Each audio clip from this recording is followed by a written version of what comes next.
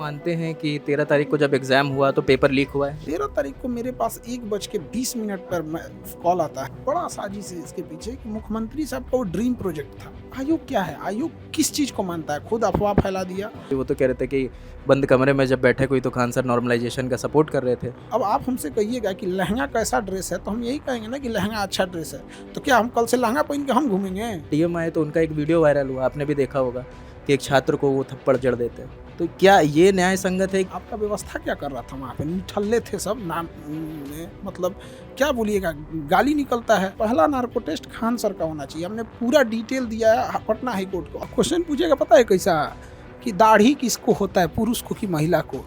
ई level पे चल गया है वहाँ पर। 6 दिन से प्रोटेस्ट चल रहा है, 4 दिन शायद आमरण अनशन पे भी छात्र बैठे। आप जाने वाले हैं? जो लोग पेपर को लीक कराने में, धांधली कराने में थे, उन लोगों को एक डर ये था कि खान सर वहाँ ना पहुँच जाए। तो एक सोची समझी रणनीति के तहत 3-4 दिन तक बच्चों के आंदोलन को हाईजेक कर दिया गया। छात्र बयानबाजी कर रहे थे या कोचिंग संस्थान वाले? नहीं, सोचिए कोई 3 दिन से भूख हड़ताल पे बैठा है, उसको दिखाया तक नहीं जा रहा है। ट्वेल्व में प्रोटेस्ट वाले थे, जो बच्चे भूख हड़ताल पे थे, जो मर रहे हैं, उनको कोई नहीं, मतलब उनको दबाया जा रहा था। सीएम कह रहे हैं कि अगर छात्र एक भी सबूत दे दे तो हम 2 मिनट में एग्ज़ाम कैंसिल करा देंगे। तो आप सबूत लेके जाएंगे छात्रों की तरफ से? इस वक्त हम पटना के पीएमसीएच हॉस्पिटल में मौजूद हैं और यहाँ 4 स्टूडेंट्स को लाया गया है। ये वो स्टूडेंट्स हैं जो पिछली 18 तारीख को से आमरण अनशन पे बैठे हैं। एक प्रोटेस्ट की शुरुआत हुई है 16 दिसंबर से। 13 दिसंबर को बिहार पीसीएस का एग्ज़ाम होता है। एक सेंटर पर आरोप लगता है कि जो बापू एग्जामिनेशन सेंटर है वहाँ पर पेपर की धांधली का आरोप लगता है। उसके बाद बवाल होता है और आयोग की तरफ से फैसला लिया जाता है कि उस सेंटर पर एग्ज़ाम रद्द किया जाएगा, मगर छात्रों की मांग है कि उस सेंटर के साथ बाकी सेंटरों पर भी एग्ज़ाम रद्द किया जाए। इस वक्त हमारे साथ खान सर हैं। ये इसी हॉस्पिटल में उन छात्रों को लाया गया है जो आमरण अनशन पर बैठे हुए थे। 7 छात्र, मगर 4 लोगों की तबीयत ज़्यादा ख़राब हुई है, उन्हें यहाँ पे एडमिट किया गया है। हम भी यहाँ देखने आए थे, खान सर भी देखने आए थे, तो हमारी मुलाकात हो गई, तो हमने सोचा एक छोटी सी बातचीत रिकॉर्ड कर लें। पहले ये बता दीजिए आपकी तबीयत कैसी है? हमारी तबीयत अब ठीक है। क्योंकि प्रोटेस्ट के दौरान काफ़ी ख़राब हो गई थी तो उस समय थोड़ी तबीयत बिगड़ गई थी, तो हम हुए थे। अभी तो बच्चों की तबीयत है यहाँ पे जो प्रोटेस्ट में शामिल हुए हैं। 4 लोगों की तबीयत ज़्यादा सीरियस है यहाँ पर। वो लोग कुछ खाए नहीं हैं इतने दिनों से। उसमें एक टीचर भी हैं, सुजीत सर। और ये आप बच्चों का देखिए कि वो हॉस्पिटल में भी एडमिट है ना, तो उनका फ्लू नहीं है, उनका केएफटी अभी थोड़ा सा किडनी फंक्शनल में थोड़ी सी प्रॉब्लम है, यूरिन नहीं हो पा रहा है उनका। बट अभी भी उन बच्चों से मिलिए तो वो कह रहे हैं कि सर हम उम्मीद है आपसे, आप करा दीजिए यहाँ पे। कभी कभी इंसान इतना हारा हुआ महसूस करता है ना, जैसे लगता है कि क्यों हम लोग इसमें हुए। कभी कभी ऐसा लगता है कि मानव, लोग कहते हैं कि बड़ा संयोग से मिलता है मानव में जन्म।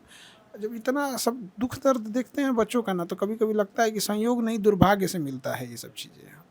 बड़ा अफसोस होता है कि बच्चे पढ़ाई कर रहे हैं, पर पता है सब गरीब बच्चे हैं यहाँ पर। बड़ा सपना देख के आते हैं। एक बच्चा बीमार है वहाँ पे, उससे पूछिए 3 साल से घर नहीं गया है, इसी उम्मीद में कि जाएंगे तो अधिकारी बन के जाएंगे यहाँ पे। ये अमीर घर के बच्चे नहीं हैं यहाँ पर। तो ये समझना चाहिए कि आखिर आयोग इतनी बड़ी संस्था है, उसके ऊपर अगर दाग लग रहा है तो ये लड़ाई बच्चों की नहीं है, किसी शिक्षक की नहीं है। एक संवैधानिक संस्था को रेपुटेशन, उसकी विश्वसनीयता बचाने की लड़ाई है। तो इसमें आयोग को भी सोचना चाहिए कि जितना जल्दी हो सके इसे रिजॉल्व करें यहाँ पर। आप मानते हैं कि 13 तारीख को जब एग्ज़ाम हुआ तो पेपर लीक हुआ है, ये आप मानते हैं? देखिए 13 तारीख को जैसे परीक्षा हुई, हम लोग अपने जितने लोग होते हैं सबको ये चीज़ हाई अलर्ट पे रखते हैं कि जैसे कुछ होगा तुरंत पटना एसएसपी ऑफिस, नहीं तो उस एरिया में जो भी नज़दीकी थाना होगा उसे बोल करके वायरलेस पे आप इसे खबर कराएंगे। 13 तारीख को मेरे पास 1:20 पर कॉल आता है कि सर बापू परीक्षा परिषद में लगता है कि कुछ धांधली हो गई है। किसका कॉल है सर? मीडिया लोगों से आने लगा यहाँ पे। अब एग्जैक्ट तो हम नहीं बता सकते क्योंकि उस समय एक एग्ज़ाम का प्रेशर रहता है कौन से मीडिया से था, और ये लगातार आने लगा, एक के बाद एक के बाद एक आया। तो हमें लगा कि ऐसा कुछ नहीं है, हो सकता है अफवाह है। बट ये लगातार आने लगा। तो हमने डीएम सर के ऑफिस को कॉल किया, पटना एसएसपी को कॉल किया और थाने को कॉल किए, और 112 से करके सब जगह वायरलेस करवा दिए। हम कहें कि प्लीज़ वायरलेस कर दीजिए इसको, ताकि जो भी है वहाँ पहुँच जाए।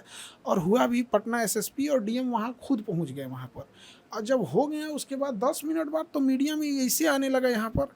लेकिन आप समझिए आइसबर्ग होता है ना, बाहर दिखता है बट बहुत ज़्यादा अंदर रहता है। तो हमें लगता है कि कौन एक बड़ा बड़ा साजिश है इसके पीछे कि मुख्यमंत्री साहब का वो ड्रीम प्रोजेक्ट था और वाकई बहुत बेहतर बनाया गया है बापू परीक्षा परिषद की। उसके इंफ्रास्ट्रक्चर को आप देखिएगा वर्ल्ड क्लास है और उसमें वर्ल्ड क्लास की बेइज्जती जो कराई गई है ये बहुत संदेहास्पद है।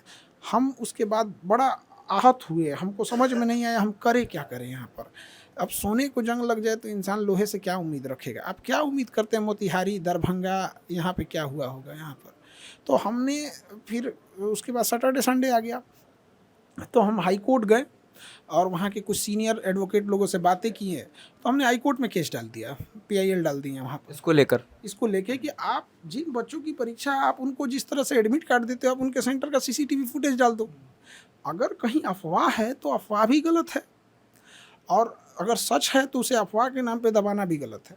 तो हमने PIL डाल दिया हाई कोर्ट में और बड़े सीनियर एडवोकेट रख लिए और इसमें कोई एक ही नहीं है, ये बहुत बड़ी धांधली का एक हिस्सा है यहाँ पर। हमने उसमें PIL में एक बात ये रखी कि पूरी CCTV जांच की जाए और हाई कोर्ट की निगरानी में जांच किया जाए उसे और पब्लिकली किया जाए और जिस पे संदेह है उस पे नार्को टेस्ट किया जाए। अगर आयोग तो मान ही नहीं रहा है कि कोई धांधली हुई है। देखिए आयोग क्या है, आयोग किस चीज़ को मानता है, खुद अफवाह फैला दिया, अब खुद वो कर दिया, वो पता नहीं कभी मन में आएगा वो कुछ भी बोल देगा आयोग।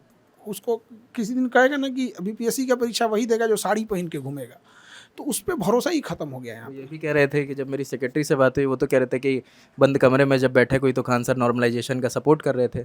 देखिए वो कितनी उनकी विद्वता है इस बात पे आइडिया लगाइए। उनका कहना था कि जब बच्चे ज़्यादा होते हैं तो नॉर्मलाइजेशन किया जाता है। नॉर्मलाइजेशन में हमने उनसे स्पष्ट कहा कि सर नॉर्मलाइजेशन प्रक्रिया तब अच्छी है जब आप गणित के लिए लगाइए और जब आपके पास 50 लाख से ज़्यादा विद्यार्थी हों। ये आपने बैठक में बोला है और हम उन्हीं सचिव महोदय से पूछेगा कि सर हमने कहा कि आप हमें मत समझाइए, आपको विश्वास नहीं है तो आप बापू सभागार पटना का सबसे बड़ा ऑडिटोरियम है उसे बुक कर लीजिए, हम पैसे देते हैं बुक करने के लिए। हम ये बोलने में संकोच भी लग रहा था कि संवैधानिक निकाय हैं, इन लोग को तो इधर उधर से बहुते पैसा आ जाता है, जैसे कि ये पेपर हुआ है यहाँ पे तो लोग बापू सभागार बनवा देंगे लोग ये पर। तो हमने कहा कि सर उसका 7-8 लाख रुपये खर्च आता है, हम आपसे हम करा देते हैं, आप प्लीज़ बच्चों से बात कर लीजिए। आयोग हम लोग पे दबाव बना रहा था। अब आप किसी के कमरे में किसी के घर जाइएगा, अब आप ही को हम अपने घर बुला के कहेंगे यही न्यूज़ चलवाइए, आप समझ सकते हैं एक साधारण आदमी आपको अपने घर में बना लेगा तो चलवा देगा यहाँ पे, तो आयोग है वहाँ पर। तो हम लोग पे इतना प्रेशर बना रहा था, इसको मानिए हम कह रहे हैं कि सर ये मैथ के लिए है। अब आप हमसे कहिएगा कि लहंगा कैसा ड्रेस है तो हम यही कहेंगे ना कि लहंगा अच्छा ड्रेस है, तो क्या हम कल से लहंगा पहन के हम घूमेंगे? लहंगा महिलाओं के लिए है, तो नॉर्मलाइजेशन गणित के लिए, और गणित में IIT में पहले से लागू है यहाँ पर। मतलब सर क्या जब बैठक हुई तो आयोग आप लोगों से कह रहा था कि आप जाके छात्रों को समझाएं कि नॉर्मलाइजेशन बेहतर है? यही बात है। आयोग का कहना था कि हम नॉर्मलाइजेशन कर चुके हैं, आप हमारा सहयोग कीजिए और बच्चों को समझाइए। हम वहाँ कहें कि हम बच्चों को कभी नहीं समझाएंगे क्योंकि गलत चीज़ नहीं बोलेंगे। यहाँ पे हमने स्पष्ट बोला है कि आप हम लोग को दबाव बना के थपवा सकते हैं, बच्चे कभी नहीं मानेंगे। इवन कि हमने अध्यक्ष महोदय से भी कहा कि आप 1 लाख बच्चों का हमने सर्वे कराया है, कोई बच्चा नॉर्मलाइजेशन के सपोर्ट में नहीं है। तो अध्यक्ष महोदय ने कहा कि हमारा डिसीजन है, हम लास्ट टाइम पे भी चेंज कर सकते हैं। अब हम वो माने ही नहीं। कोई आदमी सड़क पे कब उतरता है, कोई बच्चा कब उतरता है? एग्जाम के अगर 4 दिन पहले अगर सड़क पे उतरा है तो आप उसकी मानसिक स्थिति समझ सकते हैं। आज जाके देखिए बच्चे खाना नहीं खा रहे हैं यहाँ पर, किसके वजह से? प्रशासन बीच में पिस रहा है, चुनावी वर्ष है, कोई अलग बात बोल रहा है, कोई कुछ बोल रहा है। लड़ाई किसकी है? BPSC की। एकदम मतलब ना हृदय से मरे हुए लोग हैं वहाँ पर, तो उसका कोई उपाय नहीं है। सर आपने जिक्र किया कि जब आप तक खबर आई पेपर लीक की तो आपने DM से बात करी, SP से बात करी, वायरलेस हो गया। मगर जब DM आए तो उनका एक वीडियो वायरल हुआ, आपने भी देखा होगा कि एक छात्र को वो थप्पड़ जड़ देते हैं। तो क्या ये न्याय संगत है कि एक DM, मैं मानता हूँ बहुत सम्मानित पद है, बड़ा पद है, मगर किसी छात्र को पब्लिक में थप्पड़ मारना तो इसे जस्टिफाई नहीं किया जा सकता? देखिए किसी भी व्यक्ति को थोड़ा सा संयम बरतने की ज़रूरत रहती है और चाहे जैसा भी प्रेशर हो, थोड़ा सा सबको संयम बरतना चाहिए वहाँ पर। क्योंकि छात्र जो होता है ना कि बड़ा वो अरमान लेके आया रहता, बेचारा वहाँ परीक्षा देने आया था और इतनी बड़ी वैकेंसी थी ना, आप बिलीव नहीं कीजिएगा कि बच्चों को ऐसा लग रहा था ना कि वो कोई अवतार है। आप सोचिए 400 वैकेंसी आती थी और ये 2000 वैकेंसी आई है। और SDM और DSP तो कभी कभी आता है, कभी 2 सीट रहती थी, कभी 3 सीट रहती थी। इसमें 500 के आसपास तो SDM और DSP की सीट है। वो बच्चा उम्मीद से जाएगा और आपकी गलती से अगर उसको 1 घंटा पेपर लेट से मिला तो इसमें आपकी गलती है ना। आप बच्चे को उपद्रवी बोलिएगा, आप अध्यक्ष महोदय की भाषा देखिएगा, ये बच्चे उपद्रवी हैं यहाँ पर। आपका व्यवस्था क्या कर रहा था वहाँ पे? निठल्ले थे सब, नाम मतलब क्या बोलिएगा, गाली निकलता है। तो तो आपकी क्या डीएम साहब से दोबारा बात हुई कि ये सर आप मानते हैं गलत हुआ, क्योंकि बाकी चीज़ों पर सफाई आई है सर, मगर इस बात पे दोबारा बात ही नहीं हुई इस मुद्दे पे। देखिए, इस मुद्दे को लेके अब वहाँ पे उनका अपना डिपार्टमेंटल चीज़ है। अभी बच्चों के ऊपर जो सबसे बड़ी समस्या है ना, वो बच्चों का क्या कहना है कि भाई हमको तुम सजा दे दो, हमसे दोबारा फीस ले लो, तुम जो कहो, तुम कहो हम पैदल जाके दें, तुम कहो आग पे चल जाए, लेकिन हमारे साथ जो धांधली हुआ है उसको न्याय दे। हम क्या कह रहे हैं कि भाई हमरे मार ले 2 लाठी, लेकिन बच्चों की बात सुन लो।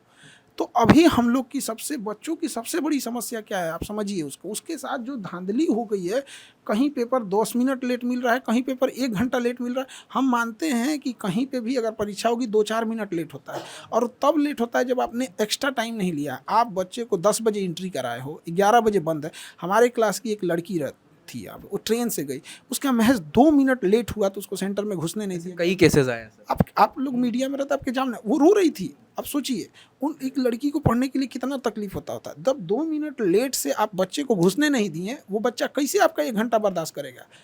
वो वहाँ शांति से था, यही बहुत बड़ी गनीमत है। आप स्वयं सोच के देखिए, आप विद्यार्थी रहे होंगे, आप यूपीएससी या पीसीएस की परीक्षा देने जाए, 1 घंटा पेपर, आप बोर्ड एग्जाम में किसी बच्चे को 1 घंटा पेपर छोड़ लेट दे के देखिए, वो बता देगा। और यही नहीं, जिनको 20 मिनट पेपर लेट दिया गया ना, उनसे एग्जैक्ट टाइम पे छीन लिया गया है। आप मानते हैं कि एग्ज़ाम सिर्फ बापू एग्जामिनेशन सेंटर नहीं, पूरे का होना चाहिए? देखिए, हमारा क्या कहना है कि हमने हाई कोर्ट में डाल दिया है। 2 बातें हमने कही हैं, आप सीसीटीवी कैमरा दीजिए। अगर अफवाह है तो वो भी सही नहीं है, क्लियर कर दे। और अगर धांधली हुई है तो हाई कोर्ट देखेगा ना। हमारी लड़ाई केवल इस साल के लिए नहीं है, हम हमेशा के लिए इस लड़ाई को ख़त्म करना चाहते हैं कि जब भी सीसीटीवी हो उसको आप सार्वजनिक कीजिए। आप रिजल्ट सार्वजनिक करते हैं, आप एडमिट कार्ड सार्वजनिक करते हैं, आप सीसीटीवी कैमरा सार्वजनिक कर दीजिए। उसमें कौन सा किसी की प्राइवेट चीज़ है। हमारा जैसे परीक्षा दे रहे हैं वैसे सब परीक्षा दे रहे हैं, इसमें सार्वजनिक क्या है। हाँ, आप 1 घंटे बाद कीजिए, परीक्षा खत्म होने के बाद कीजिए, सबको समझ में आ जाएगा। ये भरोसा जीतना जरूरी है। दूसरा, हमने हाईकोर्ट में पीआईएल ये भी डाला है कि नार्को टेस्ट किया जाए, जो भी लोग इसमें संलिप्त है। और हमने उसमें स्पष्ट बोला है कि पहला नार्को टेस्ट खान सर का होना चाहिए। हमने पूरा डिटेल दिया है पटना हाईकोर्ट को। हम बड़ा खुशनसीब होंगे, हमारे से नार्को टेस्ट होगा। आप जानते हैं, कोई ना, क्योंकि हम डायरेक्ट एक व्यक्ति के पास नहीं पहुंच सकते। जैसे हम किसी को नार्को टेस्टिंग हमारा की है, हमसे कुछ निकला तो आप उससे पकड़िए, एक कड़ी बाई कड़ी आएगा कि जो इसका मेन कल्प्रिट है उस तक पहुंचा जा सकता है। वरना इन बच्चों को देखिए, कोई मर रहा है बच्चा बेचारा, 5 दिन से कुछ खाया पिया नहीं है वहाँ पे, उसका कौन जिम्मेदार है। सर एक सवाल है, आप छात्रों के बीच रहते हैं, आप शिक्षक हैं, आपको ये मतलब मुझे एक सवाल आया तो मैं आपसे पूछ रहा हूँ कि कुछ छात्र होंगे जिनका एग्ज़ाम अच्छा हुआ होगा, कुछ सेंटर्स में जहाँ पे ऐसे आरोप नहीं लगे, कुछ होंगे जिनको लग रहा होगा कि इस बार हमारा एग्ज़ाम निकल गया क्योंकि 2000 वैकेंसी आई है, एक अच्छा एग्ज़ाम हुआ है, हमें पोस्ट मिल सकती है। क्या लगता है कि अगर हम पूरा री एग्ज़ाम कराएंगे तो उनके साथ नाइंसाफ़ी होगी? सबसे ज़्यादा तो वही डरे हुए हैं सब। जो क्वेश्चन था अलग अजीब टाइप का था। यहाँ पे क्वेश्चन पूछेगा पता है कैसा, कि दाढ़ी किसको होता है, पुरुष को कि महिला को।